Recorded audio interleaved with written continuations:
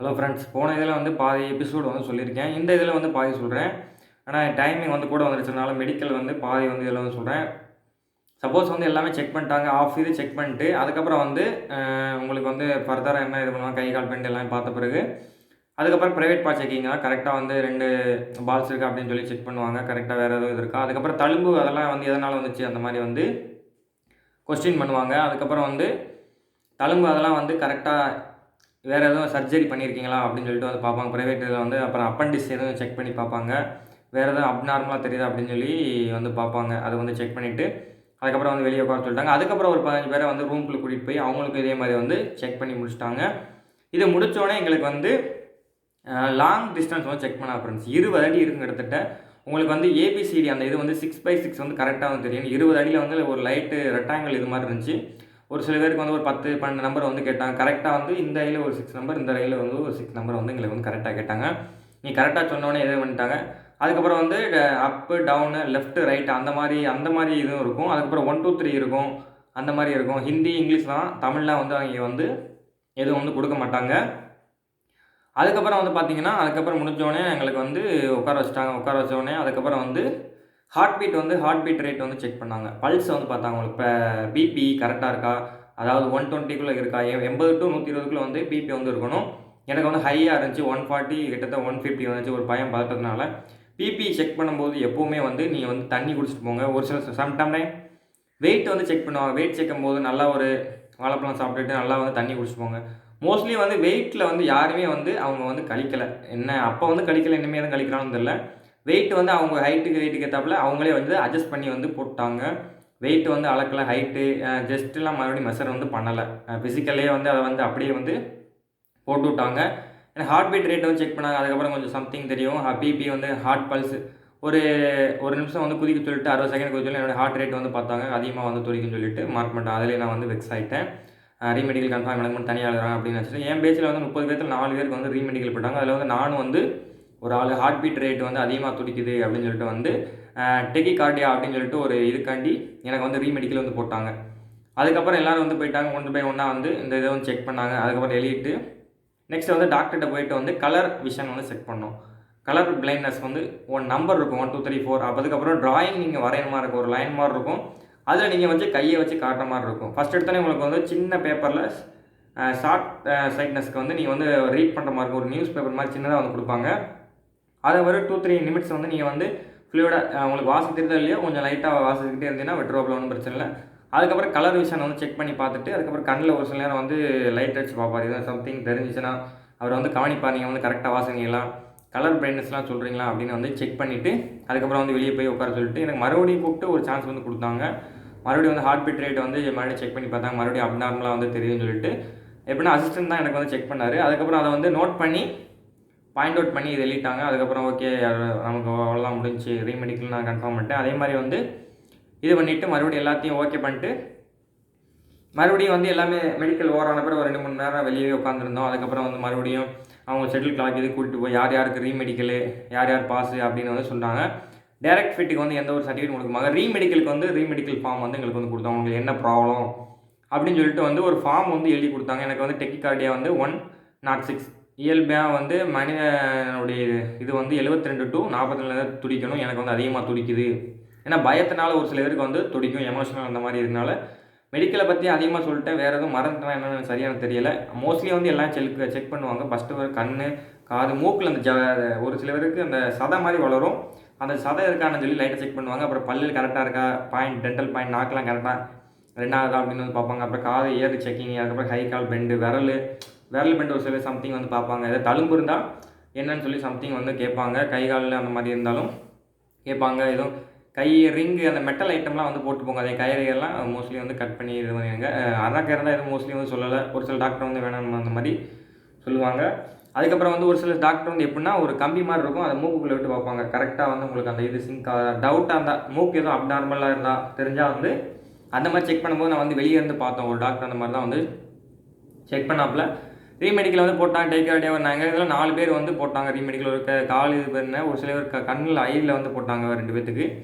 அதுக்கப்புறம் ரீமெடிக்கல் போனோம். அங்கே போயிட்டு எனக்கு வந்து என்னென்ன அடுத்த நாள் வந்தான். அடுத்த நாள் மறுபடியும் ஃபிங்கர் பிரிண்ட் வைக்க சொன்னார். ரீமெடிக்கலுக்கும் ஃபிங்கர் பிரிண்ட் வந்து உங்களுக்கு வந்து வைக்க சொல்லுவாங்க. ஃபிங்கர் பிரிண்ட் வச்சோடனே நான் வந்து போயிட்டேன். அதுக்கப்புறம் பார்த்தீங்கன்னா எப்படி என்ன ஏதுன்னு சொல்லிட்டு என்ன ப்ராப்ளம் என்னென்ன டெஸ்ட் நீ வந்து ஜிஹெச்சில் எடுக்கணும்னு சொல்லிட்டு எழுதி கொடுத்தாங்க. எழுதி கொடுக்குறதுக்கு வந்து ஒரு நாள், நெக்ஸ்ட் டே தான் எங்களை வந்து கூட்டிகிட்டு போனாங்க. கிட்டத்தட்ட வந்து ரீமெடிக்கல் பார்த்தோம்னா ஒரு ஃபஸ்ட் டேலாம் போனோம்னா 10-12 நாள் வந்து இருந்தாங்க. ஏன்னா ரொம்ப வந்து எதுக்காக சொல்கிறேன்னா, நீங்கள் வந்து ரொம்ப வெக்ஸ் ஆகக்கூடாது. அதுக்கான வெக்ஸ் ஏன்னா ஒரு சில பேர் வந்து இந்த மாதிரிலாம் பண்ணுவாங்க அப்படின்னு சொல்லி வெக்ஸ் ஆகணும். ஆனால் சென்னையில் இந்த மாதிரி கம்ப்ளைண்ட் வந்து நடக்கல. ரீமெடிக்கல் போயிட்டு அடுத்த நாள் கூப்பிட்டு ஓகே பார்த்துட்டு ஓகே அப்படின்னு சொல்லிட்டு இது வந்துட்டாங்க. இங்கே அப்படி கிடையாது. அங்கே வந்து அவங்களே செக் பண்ணாங்க. இங்கே எப்படின்னா ஜிஹெச் போய் நீங்கள் எக்ஸ்ரே எடுக்கிற மாதிரி இருக்கும். சம்டைம் பிளட் டெஸ்ட் ஸ்கேன் அந்த மாதிரி இருக்கணும். ஒரு சில பேருக்கு வந்து அந்த ப்ரைவேட் பார்ட்டில் வந்து பருவ இருக்கிற மாதிரி இருக்கும். அவங்க வந்து ஹெச்ஐவி டெஸ்ட் வந்து எடுக்க சொன்னாங்க. அவங்க வந்து ஓகே பிளட் டெஸ்ட் வந்து நோ ஹெச்ஐவின்னு சொல்லணுன்னே ஓகே பாஸ் அப்படின்னு சொல்லி போட்டாங்க. இந்த மாதிரி நடக்குது.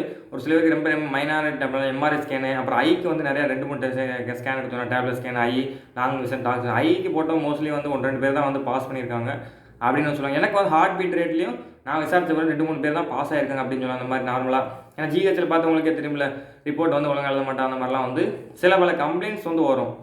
அதனால தான் நான் வந்து சொல்கிறேன். எனக்கு 4-5 டெஸ்ட் எழுதுனேன். ஃபஸ்ட்டு போனவொடனே எனக்கு வந்து பிளட் டெஸ்ட் தான் எழுதுனேன். பிளட் டெஸ்ட்டில் என்னென்னா பிளட் கவுண்டிங் எவ்வளோ இருக்குது, அதுக்கப்புறம் வந்து அந்த எல்ஹெச் லெவல்னு சொல்லுவாங்க. அதுக்காக இந்த தைராய்டு லெவல்னு சொல்லுவாங்க எல்ஹெச் அப்படின்னு சொல்லிட்டு அந்த லெவலு. பிளட்டில் என்னென்ன லெவல்ஸ் இருக்கலாம் அதெல்லாம் 2-3 லெவல் இருந்துச்சு.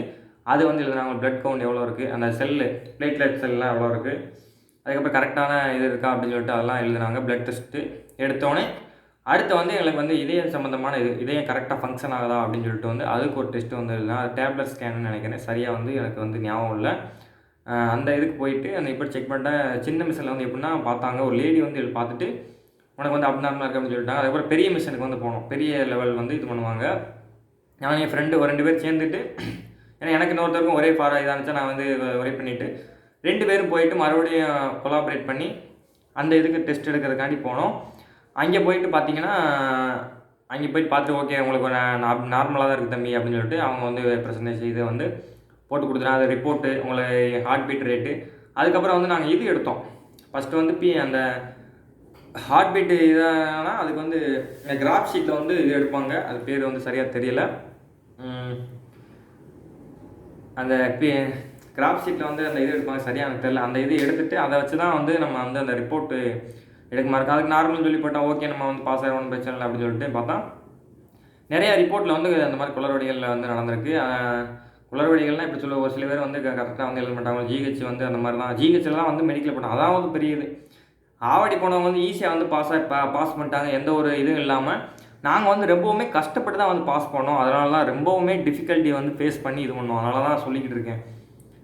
மோஸ்ட்லி வந்து இந்த மாதிரி வந்து அந்த இதில் தான் இடைப்பட்டியில் வந்து நான் அந்த 10 நாள் நடந்தாலும் ரொம்பவும் வந்து ஸ்லோவாகவே நடந்துச்சு. மெடிக்கல் அப்டேட் இதாகிடுச்சு. அதுக்கப்புறம் என்னை வந்து அந்த யூனிட் ஹாஸ்பிட்டல் 2 நாள் தாக்கி என்னுடைய அந்த ஹார்ட் பீட் ரேட் எடுக்கிறது சின்ன ஃபிங்கரில் வந்து போடுற மிஷின் மாதிரி இருக்கும். அந்த இது வந்து ஹார்ட் பீட் ரேட்டு வந்து இது ஒன்று இருக்குது. அதை ஃபிட் பண்ணி 100 கீழே இருந்ததுனால 2-3 நாள் வந்து எனக்கு வந்து அப்சர்வேஷனில் வச்சு அங்கேயே இது பண்ணி ஹார்ட் பீட் ரேட் தான் உப்புலாம் சாப்பாடு வந்து சாப்பிட சொன்னார் டாக்டர். சால்ட் அண்ட் கண்டென்ட்லாம் சாப்பிட்டுட்டு கரெக்டாக இது பண்ணவும் ஓகே அப்படின்னு சொல்லிட்டு வந்து பார்த்துட்டு வெளியே 2 நாள் போயிட்டோம். அதுக்கப்புறம் மறுபடியும் வந்து உள்ளேக்கு போயிட்டு கிட்டத்தட்ட 1 வீக் வந்து எனக்கு ரீமெடிக்கலே நடந்துச்சு அந்த டாக்டருக்கு. ஏன்னா பிளட் டெஸ்ட் எடுத்துடலாம் அடுத்த நாள் தான் நீங்கள் வந்து போய் வாங்குற மாதிரி இருக்கும். அந்த 3 ரிப்போர்ட்டையும் சேர்த்து வச்சு நான் வந்து அடுத்த நாள் நான் வந்து கொடுத்தேன். கொடுத்ததுக்கப்புறம் ஓகே அப்படின்னு சொல்லிட்டு அவங்க வெரிஃபை பண்ணிவிட்டு நான் வந்து கிட்டத்தட்ட 1 வீக்கு கிட்ட அங்கேயே ரொம்ப மன உளைச்சலுக்கே ஆனாலும் ஆகிட்டேன். என்னடா இப்படி பண்ணுறான் அப்படி பண்ணுறான். என் ஃப்ரெண்டுமே நான் இவ்வளோ டிஃபிகல்ட்டியாக நான் எங்கேயுமே ஃபேஸ் பண்ணதில்லை அப்படின்னு நிறைய பேர் சொல்கிறாங்க. ஒரு சில பேர்லாம் வந்து வெரிகோஸுக்குன்னு அந்த வெரிகோஸ் அந்த வெயின்ஸ்க்கு அதுக்கு ஒரு இது மாதிரி டேப்லெட் மாதிரி வந்து ஏதோ எடுப்பாங்க நினைக்கிறேன். அந்த இது வெயின்ஸ்லாம் கரெக்டாக இருக்கா அப்படின்னு சொல்லிட்டு செக் பண்ணால் நார்மலாக ஒரு சில இந்த பச்சை நரம்புலாம் தெரியும். உங்களுக்கு மேக்ஸிமம் வந்து நரம்பு வந்து சுருண்டு தான் இருக்கக்கூடாது. ஸ்ட்ரைட்டாக இருந்தால் நோ ப்ராப்ளம், ஒன்றும் பிரச்சனை இல்லை. நரம்பு அந்த முட்டி கீழே சுருண்டு இருந்தால் தான் உங்களுக்கு வந்து பிரச்சனை வந்து வரும். ஐயில் மேக்ஸிமம் வந்து ரீமெடிக்கல் போயிட்டு ஃபிட் ஆகிறது வந்து ரொம்பவுமே கஷ்டமான ஒன்று தான் நான் சொல்லுவேன். அதுக்கப்புறம் நார்மலாக பார்த்துட்டு எல்லாம் ஓகே பண்ணிட்டு நெக்ஸ்ட் டே தான் மெடிக்கல் டெஸ்ட்டுன்னு சொன்னால் அதுக்கு அடுத்த பாஸ் போட்டு ஒரு ஃபோட்டோ கேட்டாங்க. ஃபோட்டோ விட்டுட்டு சிக்னேச்சர் பார்த்துட்டு ஃபிட்டு அன்ஃபிட் அப்படின்னு இருந்துச்சு. ஃபிட்டில் போட்டோடனே எனக்கு வந்து அந்த சந்தோஷமாக இருந்துச்சு, என்னடா ஃபிட் ஆகிட்டோம் அப்படின்னு சொல்லிட்டு.